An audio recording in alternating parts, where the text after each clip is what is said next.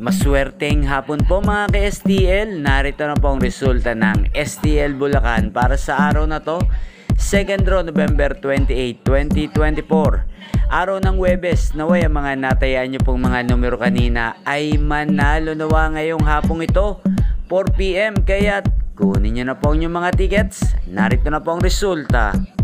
Ang mga numerong nanalo sa STL Bulacan ngayong hapong ito, November 28, 2024, 4 PM, second draw result, 35 at 8 in exact order. Sa lahat po ng tumaya kanina sa STL Bulacan para sa second draw ng 35 at 8, congrats po sa inyo. Panalo po kayo again, 35 at 8.